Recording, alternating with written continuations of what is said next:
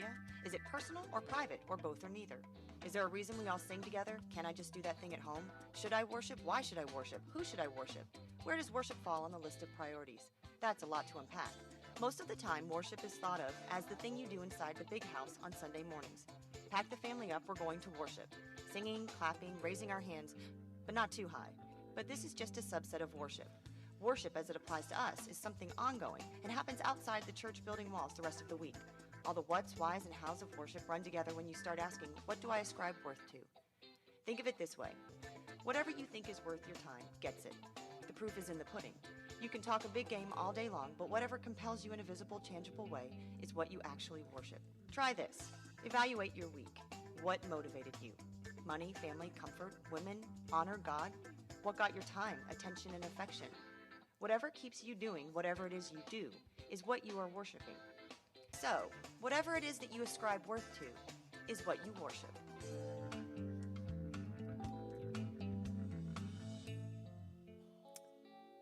Well, good morning. Good morning. You guys look great here in Dahlonega. Those of you in Cleveland, I'm sure you look great. Can't see you, but I'm sure you look great. And those who are joining us online from home, I'm sure you probably don't look great because you're in your pajamas or whatever you are, but thank you for joining us as well in whatever condition you're in.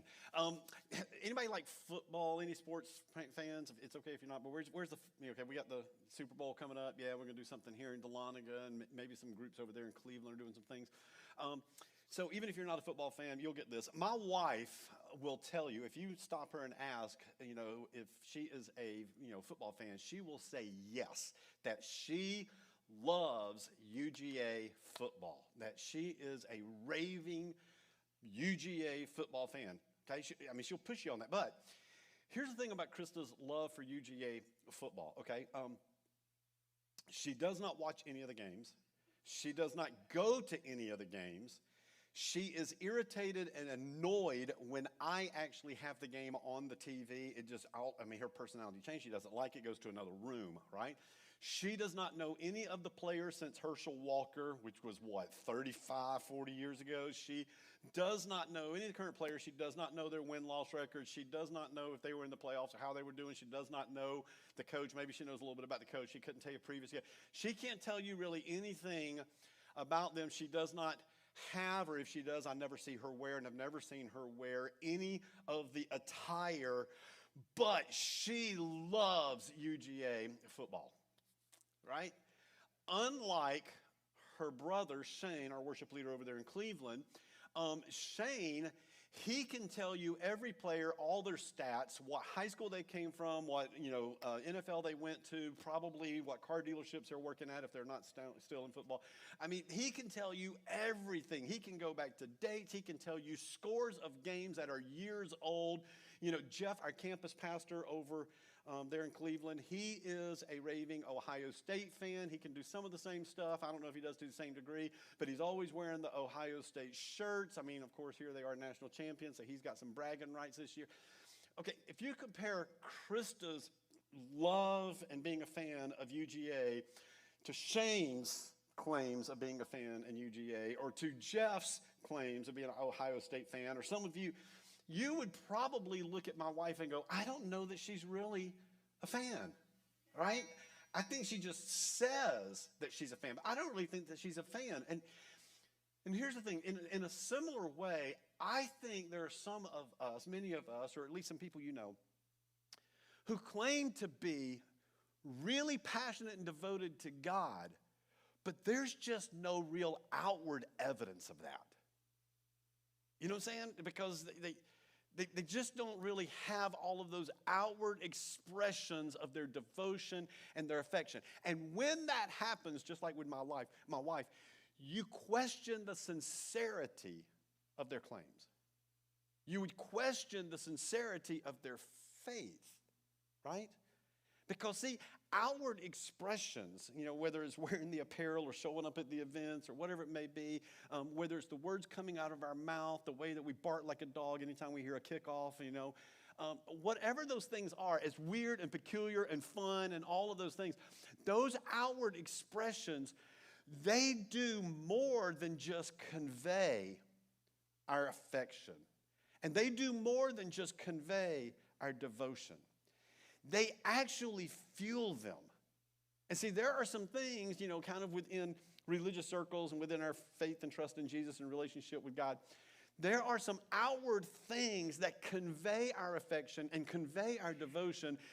Some of them, very emotional. Some of them are very ritual, driven, like baptism, water baptism. When you get baptized, it is an outward expression of this inner devotion, right? And this personal passion and affection of wanting to be associated with Jesus and share in his death and resurrection. It has so much meaning, but it's done publicly. It's not like this private thing that you just go off by yourself and do it by yourself. It's done before people as an outward demonstration. And here's the thing. I just think there's some of us, when it comes to our claims about our devotion and our affection to God or to Jesus, that we just don't have a lot of outward expression that other people can witness that would bear witness to that. Now, here's what I'm talking about, and you probably heard this term growing up in school, right? I'm talking about PDA, right? PDA, public displays of affection. You probably heard that growing up in school, right? You go to school, and there's like you and your girlfriend or boyfriend or whatever, and it's like, no PDA, right? If you grew up in a youth group, and it's like, no PDA, right? No public displays of affection.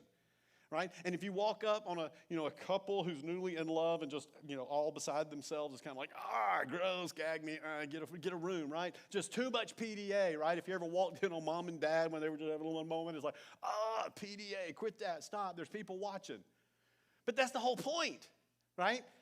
That the public displays of affection are communicating the affection. And they're communicating to the world our devotion, but it's not just that it conveys it, it actually fuels it. Like whenever you can kind of bring it out from, just in secret to something that you can do in front of people, it just fuels the passion, the intensity, the love, all of those things.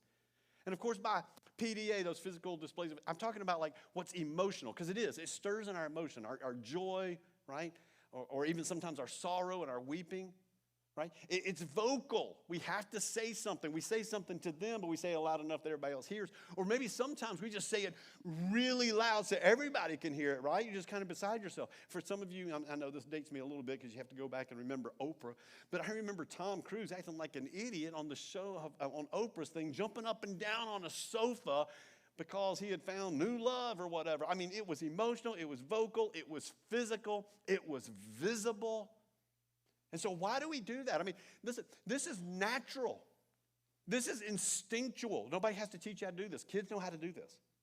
If you have kids or grandkids, they know how to express their affection and their love and their devotion and their longing to be with you or away from you, right? They can show that. So this is not a spiritual thing. This is a human thing. This isn't a religious thing. This is just a human thing. It's instinctual. It's natural. Nobody has to be taught how to do this. But why do we do this?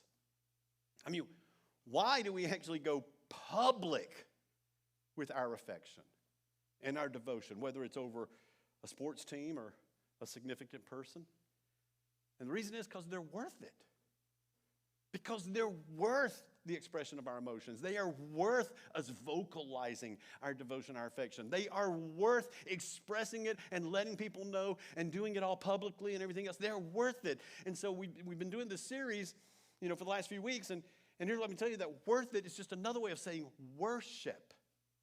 That we're actually recognizing their worth or ascribing to them worth. And we want other people to know their worth to us. In fact, what we're really saying is they're worth it to us. They should be worth it to you. Because like when you're a raving fan of the football team, you're trying to recruit other fans.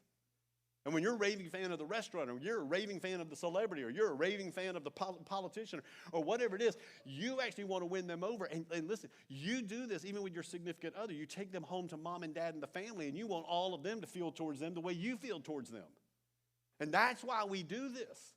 And so it is a form of worship. Now, before some of you, if you're new and you're just watching and checking in, you're like, oh my gosh, are you saying that we worship people, worship sports teams, worship? Yes, to some degree I am. And even God understands that. Even in the Bible, he talks about that. He says, you should have no other gods before me or beside me. But here's what Jesus said. He was out in the wilderness. Says that Satan, the devil himself, comes and tempts him and offers him, a shortcut to everything and entices him just like he does us. And at one point he says, listen, you're here to win the world, right, Jesus? You want to get everybody to follow you, right? He says, I'll give you the world. It's mine to give. They're following me. And he said, I'll give them to you. If you will just bow down and worship me. If you will just give a little PDA to show my worth. And Jesus responds and says, it is written, worship or show that kind of worth to the Lord your God and serve him only. Now, there's actually two words here for worship. One, our English translators translate worship. We got that. But the one serve here is actually another form or another version or another way of saying worship. Like worship here means to bow down, to humble yourself and to make yourself low before someone, right? It's kind of putting yourself lower on the totem pole, lower in priority, lower in submission. That's a form of worship. And the other one here is, and then take action towards them or on behalf of them. That's a way of worship, like by serving them and ministering to them and doing something physically towards them. And he says to do that to them only. It's not like, hey, you're not going to worship anybody else. He says to do that to him ultimately. And so, listen, I'm not going to do that for you, Satan. I'm not going to bow down and put you higher on the totem pole, and I'm not going to use my faculties and my autonomy in any way to elevate you, because that is reserved for God only and ultimately. So even if there was others, you're not getting that. That's what he says. And so Satan's just saying, give me a little PDA here. Just give me a little PDA, right? Now, there's biblical PDA. If we were going to do a whole series on worship, and this is where many of us, if you grew up in church, you're like, oh, here's what we're talking about. We're going to talk about all the biblical forms of PDA, right, towards God. Here they are. Here's a whole list, and there's probably more. This just gets us started. But there's bowing down, there's kneeling, there's weeping, sometimes for joy, right, and sometimes out of sorrow, right? But there's shouting, just, shouting doesn't mean like any words. It's just like, whoa. Now, we do that, right? When they score, the football team scores, we shout, right? When you get really excited about something, you instinctively shout. Woo, yeah, right? There's clapping. I mean, sometimes you go to church, and if you didn't grow up in church like this, and it's like, let's just give the Lord a hand clap. And you're like, that's the weirdest thing ever. But we do that. We do that for people whenever they perform well, when we're proud of them. You do it for your kids, your grandkids. There's the raised hands. And listen, there's not just raised hand. There's all these different words in the Bible about how to raise your hand, right? You've seen the comedians, maybe some of you, on how you raise your hand like this or like that. But they all do mean something. There's the receiving, right? There is the humbling. There is the victory. I love it. There's one when they're coming out of captivity, and it says Israel came out with a high hand. And it actually means a raised fist. It's like, oh, yeah, that's the victory. That's the walk off the field kind of thing. They didn't leave captivity running and scared. They left captivity, with high hands. And so there's different ways that we raise our hands, and we instinctively do it. There are things when you are shocked and surprised and overwhelmed and overjoyed that you just naturally throw up your hands. There are times when you are frustrated and aggravated and you throw up your hands. There are times, listen, when you are pulled over by the cops and you know to put up your hands, right? It is surrender. And so it means something. It's like, I need something. I want something. Kids come to you with their raised hands, and it's communicating something. Goes on, there's music, like playing of instruments. There's singing. There's dancing. There's declaration. It's a form of worship when you just say, hey, family, gather around. I want to introduce you to my new girlfriend, and we're getting married, and she's the love of my life. And you're just going with all the declarations, right? That's a form of worship. There's testimony, and it's just telling somebody, how great they are, how wonderful they are, how meaningful they are to you. And then there is silence. And again, if you grew up in church like I did, that freaked us out, right? Because we were all for the noise, and we were all for this. But when it got real quiet, something was wrong. Something happened. Somebody forgot to get on stage. Somebody got to cue something, because we didn't like silence. It made us nervous. And for those of you who like all of this, silence may make you nervous, but silence is all, because there's sometimes where we are speechless, or sometimes it's just such a moment, even when you're with someone important that you love, and your PDA to them is to not mess up the moment and say anything. It's just to sit in that awe, that moment, right? Now listen, we could do a whole sermon series on all of these. And I could give you instructions on how we're supposed to properly do this. But the thing is, I don't think that's ever necessary because we don't need lessons on that. We know how to do this. We do this all the time because, listen, this is not exclusive to religion. This is not exclusive to God. This is not exclusive to church. We do this all the time towards people.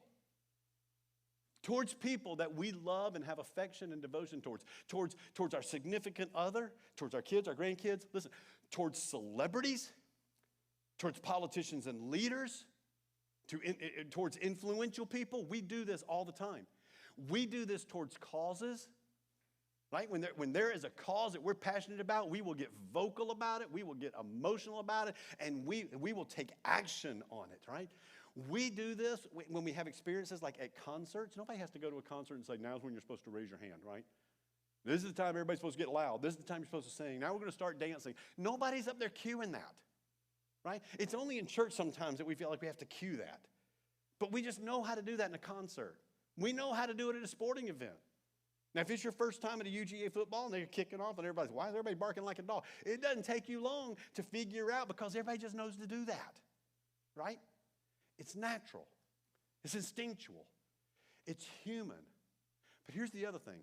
It's also deeply personal. And what I mean by that is, how we worship is determined somewhat by our personalities, right? In other words, if you aren't one of those who go to a UGA football game and stand up and bark like a dog, you're probably not going to come into church and start doing that, right? If you are one who tends to show your PDA to anyone in a more reserved way, a more formal way, then you're probably going to do that even when you win the lottery, right? Even when you're overwhelmed and overjoyed, it's part of your personality. And not everybody has the big, loud personality. Some people have the quiet. And so it's very personal, and it's done with your personality. And if it's not, if all of a sudden you come in and you're out of character, it seems weird to everyone. It doesn't seem authentic. So it is determined personally and through your personality and your preferences. They spill into that. But it's also cultural. Meaning that we are conditioned and we're kind of programmed in how we grow up and what we do, of what's appropriate and not appropriate. And so you can have neighbors right down the road, but the culture of that family and their upbringing is very different. So the way that they express their affection and devotion to one another is very different from how your family does it. Like you may be the family of huggers and kissers, and you do it like to strangers that just walk up to the door because you just love everybody, right? They don't do that publicly at all in their family. And so it's culturally conditioned. I know when I went to Kenya, and my son, Isaac, he was with us, it was unusual for us to see, but and experience, a little awkward, but it's very normal in Kenya that when men are talking to one another as friends, just, hey, we just met, you shake hands, we do this here, shake hands, there's a proper amount of time, we don't know what it is, but it's like, okay, and now we're done, break, right? I saw a comedian the other night, he was talking about men hug, when they hug, the rules, and it is, tap, tap, and you're out. Okay, that's it. And the guy who goes tap, tap, and hugs in, it's like, whoa, hold on, wait, right? And so we got rules. In Kenya, when they shake your hand, the whole time you're talking, they hold it.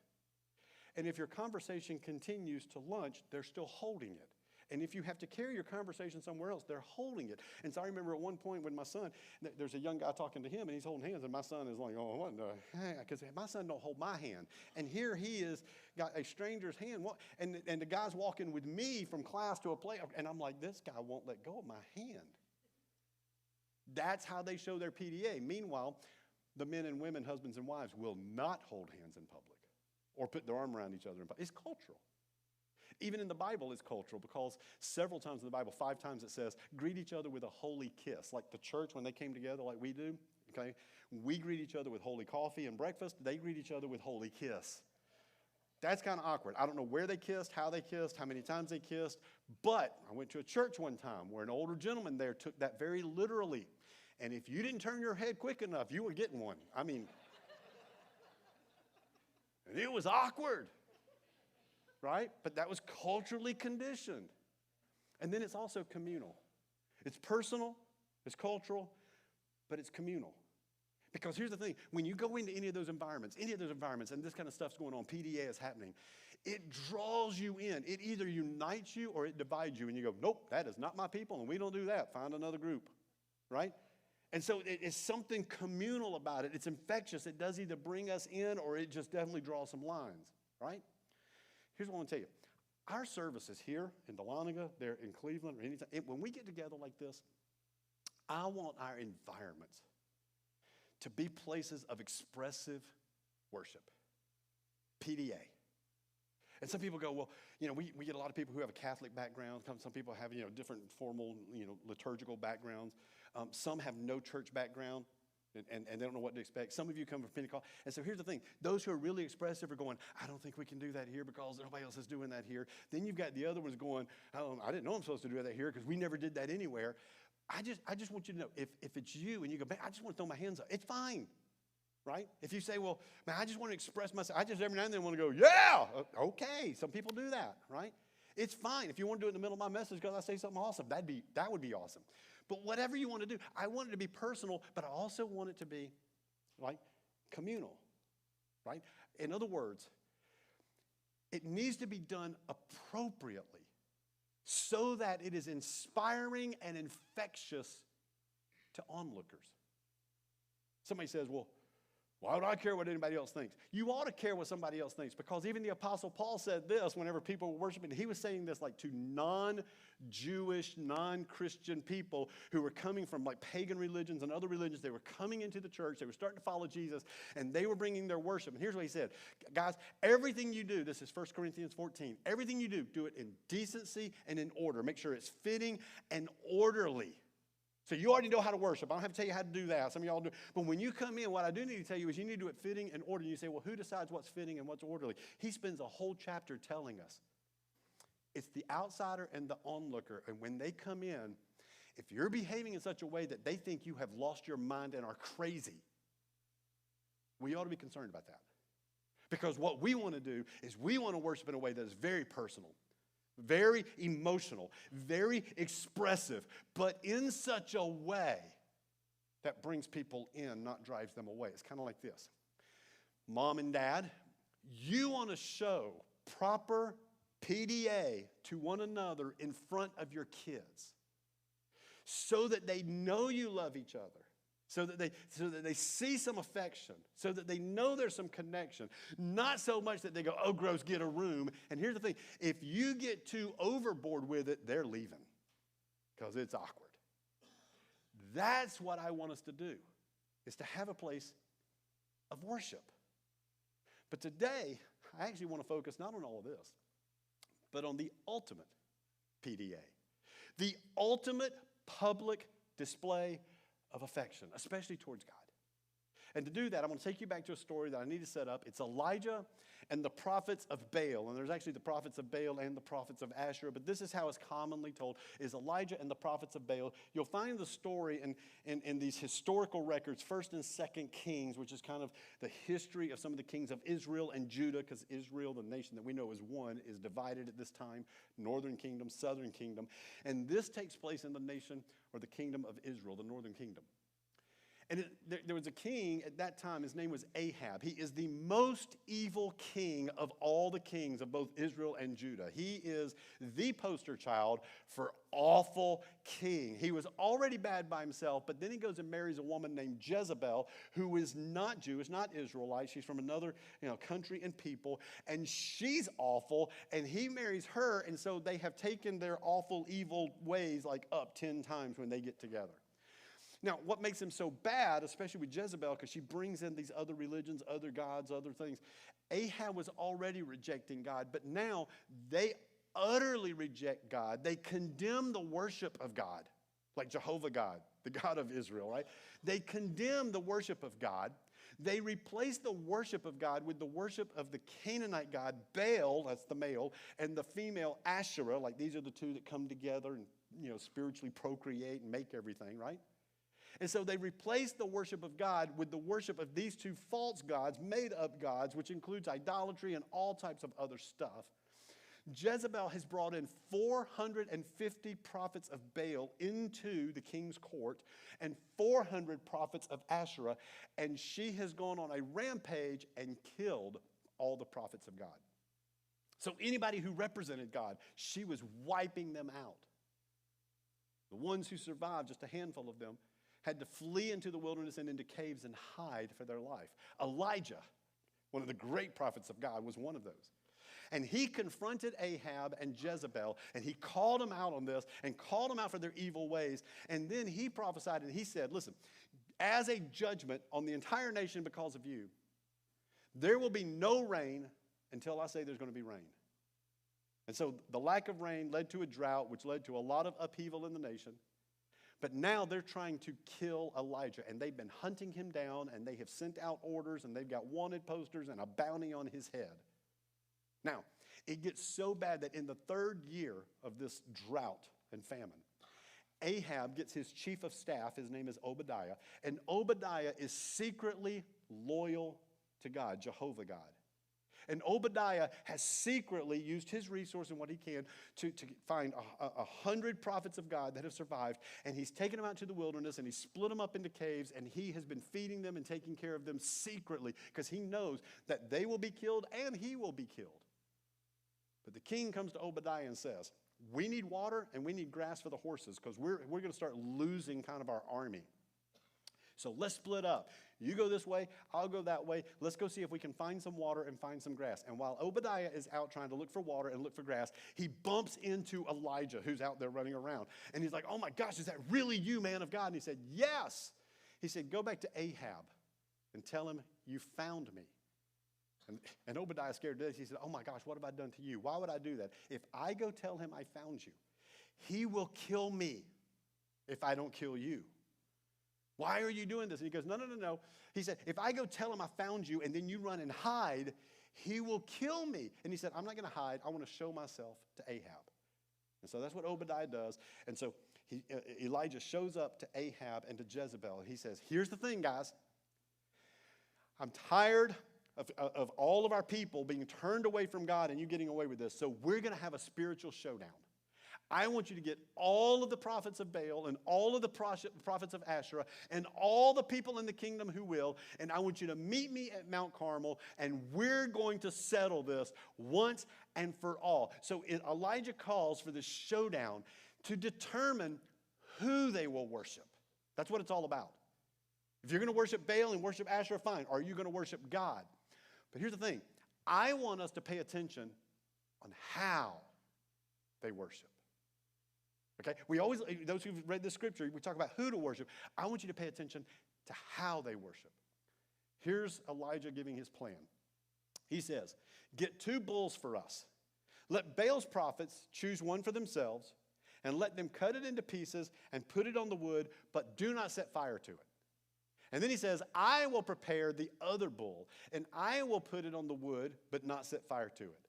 Then you call on the name of your God, and I will call on the name of the Lord, Jehovah God, and the God who answers by fire, he is God. And all the people said, that sounds like a good plan. Let's do that. So he lets the prophets of Baal go first because there's a whole bunch of them. Y'all get to pick your bull. You get to build your altar, right? And he's meeting at a place that used to be a place of worship for God. That altar torn down, replaced with altars of Baal. And they're getting to go first. It goes on. As they prepared it, it says they took the bull given to them, they prepared it, and they called on Baal from morning till noon. For 4 or 5 hours. They're crying out. It's audible. It's vocal. Nobody had to tell them how to do this. They just knew. This is how we all know how you vocally express your PDA, right? They go on and it says, Baal, answer us. They shouted. They got loud. They got emotional. But there's no response. And no one answered. So they danced. And nobody told them you had to dance. We just know you can dance, right? That's just how we express it. PDA before your God. It's just natural, right? And they danced around the altar they have made.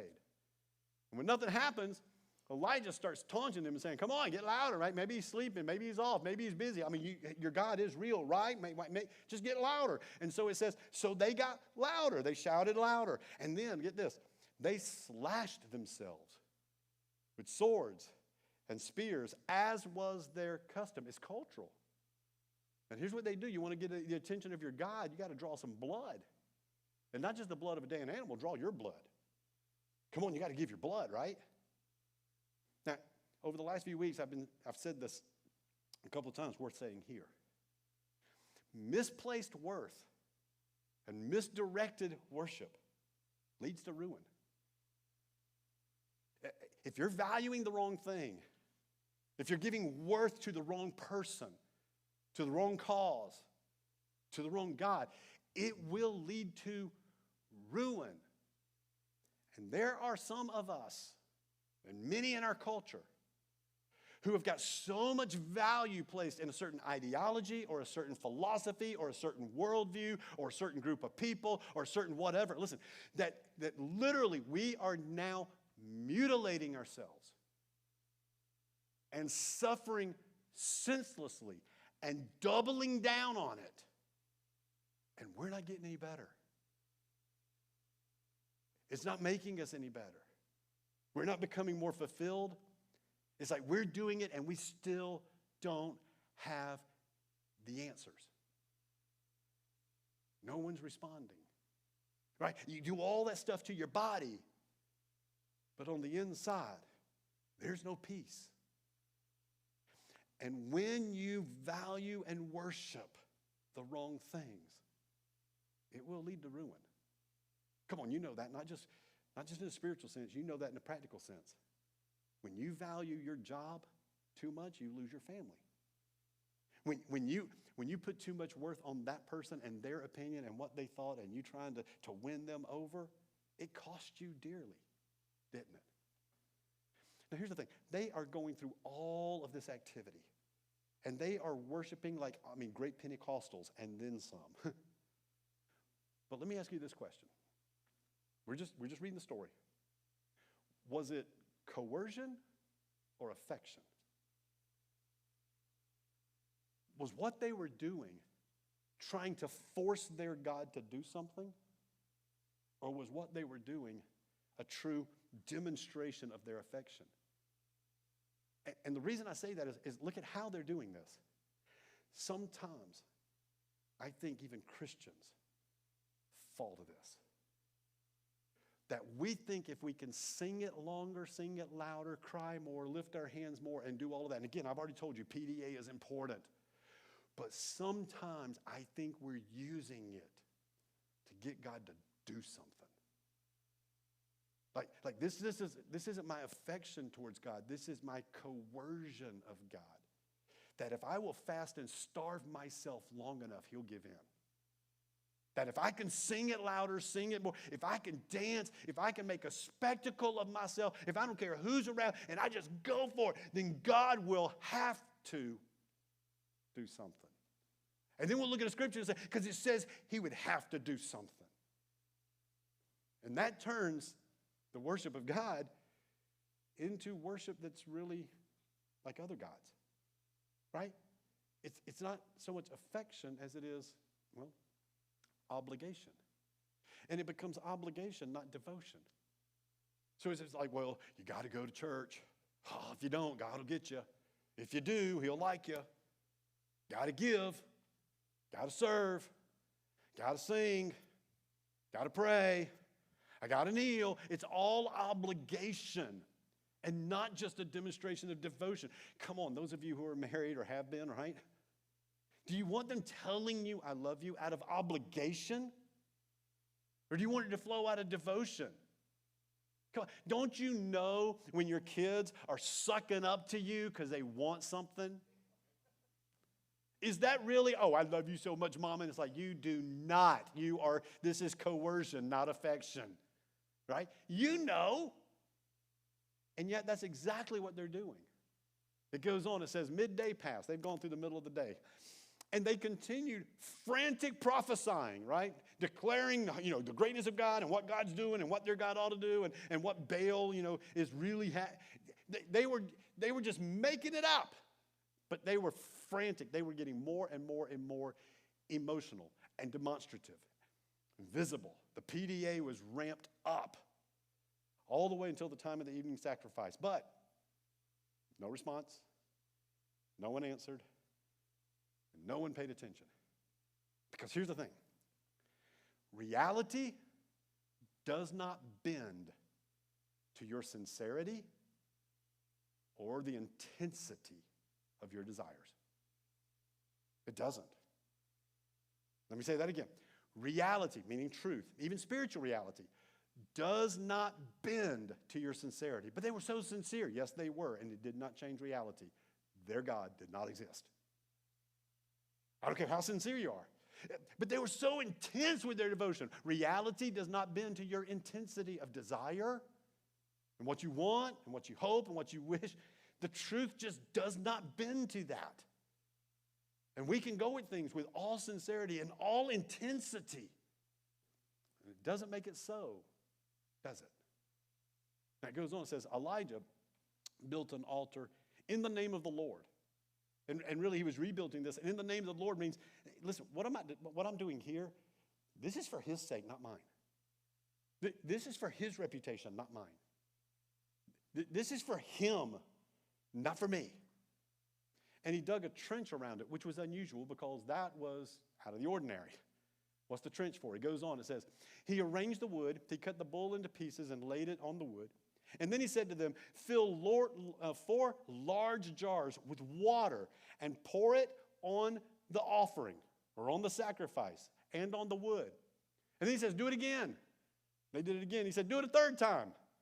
They did it a third time. And the water ran down around the altar and even filled up the trench. Lots and lots of water. Keep going. I think I've got that in twice. Next one. Elijah then stepped forward and he prayed, Lord, the God of Abraham and of Isaac and of Israel, let it be known today that you are God in Israel and that I am a servant, that I'm down here, that this isn't about me, this isn't winning the bragging rights, and that you have done all of these things that you command. And this is huge, and here's why. Because Ahab and Jezebel leveraged the religion of Baal for their own power. It's how they kept people in check and in control. And Elijah says, God, let people know this is not about me getting power. This is not about me getting control. This is all about you. He says, Lord, answer me that these people will know that you are the Lord God and that you are turning their hearts. That, God, you're doing something. Whatever they see, whatever they witness, let them know you're doing something, that I'm not manipulating something, that I'm not conjuring something, that I'm not fabricating something, and this isn't a power grab for me. You see, Elijah's petition, it was not for his own personal benefit. And get this, as you read through this entire story and go back even a few chapters before, my whole setup, you will see that Elijah is coming into alignment and agreement with God's plan, God's purpose, and God's activity. He was submitting himself to what God was doing, not demanding that God get in alignment with what he wanted to do. You will see that throughout the story. You see, is Elijah, let me just summarize his prayer. He said, God, would you do something in such a way that gets their attention and their affection and their devotion? Because you've already got mine. And I don't need you to do anything. You've already got mine. But I'm asking you to get theirs. And he goes on and says, then the fire of the Lord fell, and he burned up the sacrifice, the wood, the stones, and the soil. And it licked up the water in the trench. I think that's an important phrase. We'll get to that in a minute. When all the people saw this, right? Nobody had to tell them. Nobody had to say, oh my gosh, we've been worshiping the wrong God, doing it the wrong way. What are we supposed to do?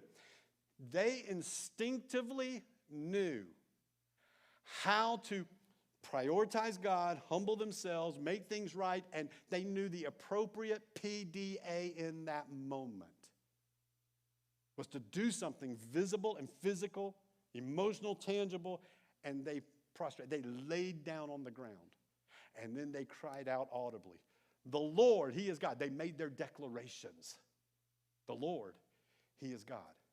Now, obviously from this whole passage and many others in Scripture, and we know this even in our world, right? The ultimate expression of worth is sacrifice. Now, that was true for both sides. But the ultimate worth of your kids is what you give up for your kids. The ultimate demonstration of worth to your spouse is what you give up for your spouse. The ultimate demonstration of worth for your sports team is what you give up, the amount of money you're going to pay, the time you're going to devote, the worth of your job. It's all in what you trade. See, you're giving up something of worth for something or someone worth more. And so we know that sacrifice determines worth, right? Which, by the way, what does that say about our worth to God? That he gives his son for us. You see, public displays of affection, PDA, it communicates that affection. It communicates that devotion. And that's conveyed most through sacrifice by what we give. Sometimes that declaration, that being out loud, that letting other people know, sometimes what we're sacrificing is our reputation, right? A little bit of image, right? Because we want to be macho, right? Or we want to be put together.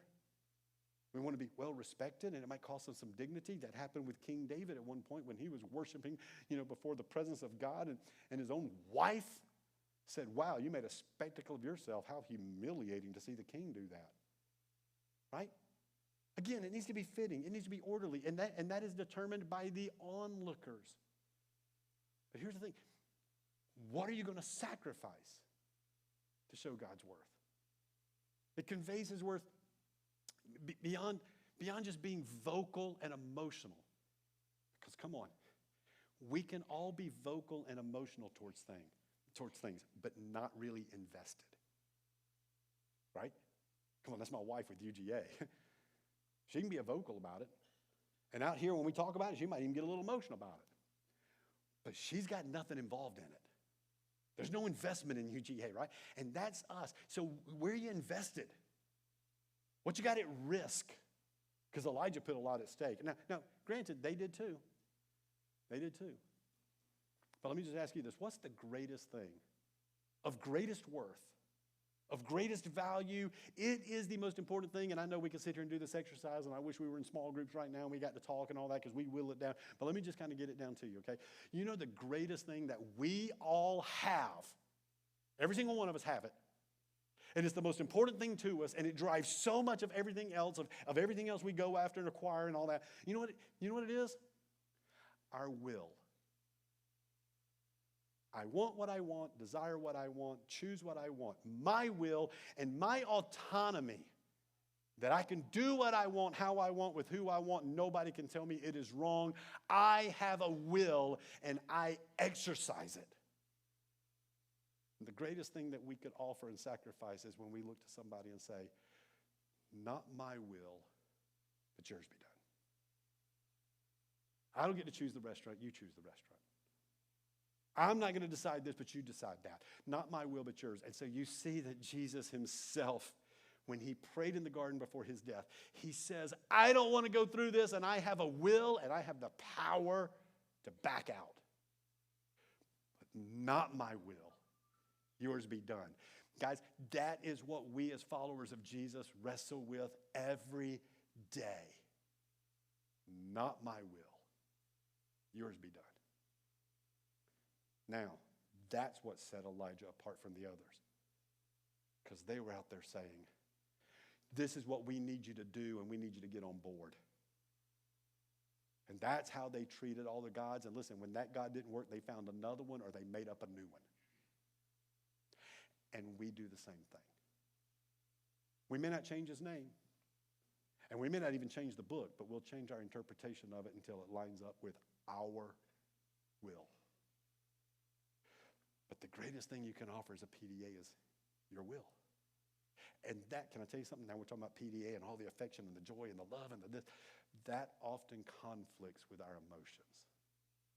Which means that some of our greatest worship might be with our teeth grinding and our fist balled and with frustration and aggravation, but we're going to do it. Why? Because he's worth it. And we do that with so many other things and so many other people in our lives. Who deserves it more than him? You see, Elijah's PDA was offering to God what they needed most from God. See, it's really important that he dug the trench and he poured the water. And I don't know how you ever heard that verse, if you know that story. And you read that and you go, oh, he's just trying to make it hard. He's trying to make sure that there's no tricks, right? And so I've heard that. Oh, you just take the water, you just throw it in there. It's like, hey, look, guys. Hey, it's hard enough, isn't it, that we're just going to put the wood, put the bull, and stand back and go, okay, we need fire. Come on, lightning. I mean, that doesn't get any harder. You don't sit there and throw water on this thing to say, I'm just showing you, I'm making sure there's nobody throwing a match somewhere, right? I don't think this was an exercise to increase difficulty rating, right? As if the judges are over there and now all of a sudden he gets qualifying points because it's more difficult. I don't think it's that at all. It goes back to the story of the condition of the people. What's going on? They are in the third year of a drought with no water, which means no crops. And they're looking for water and grass for the animals whenever they bump into Elijah in the first place. What's the thing that is most valuable to all of the people everywhere? Water. And what did Elijah do? He offered to God the thing they most wanted from God. The thing that everybody was begging God for. Right? And he offers it to him in abundance. And you can imagine they're going, why is he throwing the water? Because where'd the water come from? They all had to caravan. They all had to caravan and bring water with them, just like when you go on a camping trip, right? And he's like, hey, go get 4 jars. And it's like, dude, he's getting rid of all of our water. But what is that demonstrating? That is a public display of affection, demonstrating trust, obedience, demonstrating not my will, but yours. You see, what Elijah said was, I know we all need water, but we need God more than water. I know you need food. You need God more than food. I know you need money. You need God more than money. I know you're lonely and need companionship. You need God more than companionship. I know you need a cure. You need God more than you need the cure. I know that we need peace of mind. You need God more than you need a counselor. You need God more than all. You need God more than anything. And the one thing we all need is water. And this demonstrates I need you more than this. And so therefore this and the quest for this is not what controls me. God does. You see, they had traded God for other things. They had gotten other gods who would get them the things they wanted. But Elijah demonstrated publicly his trust and obedience in God. Let me just ask you, what would it look like? When I say look, what would it look like to other people who are onlookers if you offered to God the thing you most want from God? When you tell everybody, I'm just desperate. I got a bad report, and they're saying it's not going to be good, and if this doesn't happen, I'm going to die, and it's going to be awful, and it's going to be painful, and what do you need most? I need a miracle. I need God to heal me. What would it look like if you offered back to God the healing you most want from him? And said, not my will, but yours. What would it look like if you just offered back to God the thing that we come in here and try to coerce out of him in our worship? Whew. When I grew up, they'd say, that's hard preaching right there. But Elijah's PDA was trusting and obeying God. The opposite of trust is not doubt. The opposite of trust is suspicion. Because if I don't trust you, I'm suspicious of you. Right? And isn't that how we treat God sometimes? We just hold him suspect. We're just not sure he's really good, he's really powerful, or he really pays attention to us.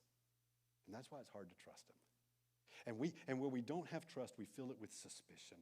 And then the suspicion starts to take place, and then all the doubts come.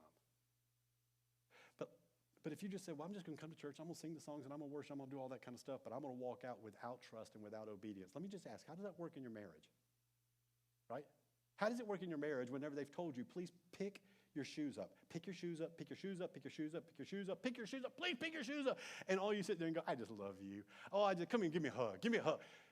Come on, some of y'all been there, right? What does it do to your parents whenever your kid's just like, Mom, I just love you, but they don't listen to you, they don't obey you, they will not trust you, and I'll just come in and bring it. How does that settle with you? Because I want to tell you, if you give PDA without obedience and trust, it enrages, does not enrich the relationship. It frustrates the relationship, doesn't it? And we're like this with one another, but yet we do that to God, don't we? Just come in every week and just pray and sing and woo, do all that kind of stuff. And it's like, yeah, you still go down with that person that's taking you farther from God. And it's like, well, yeah, aren't you supposed to be leaving them? Right? I'm not talking about marriage. I'm just talking about, your dating world, right? Are you still managing your money in a way that does not glorify and honor God and that just is all operated out of fear and control and materialism? Are you still doing that? Yeah. Well, then you come in here and you just sing the songs about how much you love God, but you don't want to obey. Do you not think that's kind of frustrating? It would be frustrating to you, wouldn't it? It is. Right? And here's the other thing. How does it look to onlookers? I can tell you how it looks. It's viewed as hypocritical and artificial, but it is not inspirational. Because no one wants that kind of relationship with a spouse where all they do is pour on the vocal and the emotional without ever giving the sacrificial. You see, Jesus said it like this. If you love me, sing songs to me. No, keep my commands. If you love me, I just want you to do all kinds of dances in front of me, and I want you to raise your hands in front of me. Again, all that's important. I'm not saying it's not important, but you see what Jesus said? He's like, look, we get a feel of that in the temple, and everybody does that, and we got to keep doing that. But if you love me, keep my commands. He goes on and says this, anyone who loves me will obey my teaching. And then here's what happens. My Father will love them, and we will come to them and make our home with them, abide with them, and stay with them. You see, here's what he's saying. God responds to our trust and obedience, not our emotional PDA that's offered in place of them. Well, I know I'm living in disobedience, but I can just come in and sing my heart out to him and lift my hands to him and bow down and dance, and man, we'll leave here and go, we're all good. But that's why you feel him here and not out there. Right? Because when we trust and obey, he comes to where we are. And that's what Elijah was demonstrating. So here's what I want us to do. I want you to express your affection to God, your devotion to God. Parents, your kids need to see it. They don't need to hear you just say, well, God's important. Jesus is important. Yeah, he's the Lord of my life. They need to see it. They don't need to just say, well, I love your mama. Yeah, they need to hear you say it sometimes. They need to see you demonstrate that. They need to witness the affection and devotion. So I want us to do that, and I want this to be a place that we can do that. And if you ever said, well, great, he just lifted the lid off. Yes, I did. But do it in such a way that is appropriate for the onlooker and the skeptic and all that. Don't make it weird like they're looking at you going, get a room, okay? The more intimate you want to get with God, the more private you need to do that with God. Get a room. But there is appropriate, because we do it in ball games, we do it in concerts, we do it everywhere. Let others see your devotion to God. Let it be inspiring. Let it be infectious, because it is. Even non-believers get drawn in and say, man, I really felt something this morning. I hear people say this all the time. I mean, I'm not even a believer, but during the music, and I'm looking around and stuff, and I just find myself crying. I just find myself weeping. It's like, yeah, it's like that, isn't it? Right? I'm as single as I can be, but when I look at this couple, I begin to cry and smile and rejoice, and it's just because of the affection they show for each other in front of people. And it draws me in. I want us to do that. But I want us to go beyond that. And I want us to surrender our wants, our needs, our will to his. You see, when we do that, it's done publicly. And it reveals to a watching world how much he's worth. Let me just encourage you. That's hard. And when it's the hardest, your worship's the deepest. When it's the hardest to let your kids go, to hand them into God and say, God, I'm trying to control them. I'm trying to manipulate them. I'm trying to do everything I can. I am leveraging everything in the world to get them to do what they're supposed to do. I want them to love God and honor God, and I'm trying to force it to happen. But when you just say, God, they are your children before they're mine, and so I'm offering to you the very thing I want from you, and that's the kids. And then you do that, and it's done publicly, and they'll go, Mom, do you not care about me anymore? No, I care about you deeply. but I care about God even more, and I just handed you to him. Woo! Does that not communicate to your kids his worth? And his worth being greater to you than their worth? It does. And when it's the hardest, your worship is the deepest. Let me pray for you. Heavenly Father, Lord, would you just kind of release us to demonstrate and to show and express our affection for you, our love for you, our need for you? Would you help us to be an environment, and when we gather together, that there's something contagious, infectious, inspiring, and just, Heavenly Father, when we get together, there is just an emotional exuberance towards you. And we can express ourselves before others towards you. But God, keep us from being a superficial people who can love you with our lips and our hearts are far from you. Because we retain our will, because we retain our demands, and we try to leverage our PDA to get something from you instead of just giving our affection to you. Lord God, would you help those of us who are just, with all their worth, they're trying so hard to get something from you, and Lord, it's important. Lord, it's so important and it's so needed, and their life very well may depend on it. Their marriage may depend on it. Lord, their future may depend on it. But Lord God, may they trust you and obey you enough that they can put it on an altar and offer back to you the very thing they want from you and need from you, and trust you. And may that be done in such a way that a watching world takes notice. People in their world take notice of their trust and their obedience and devotion to you. It's in the name of your Son, Jesus, we pray.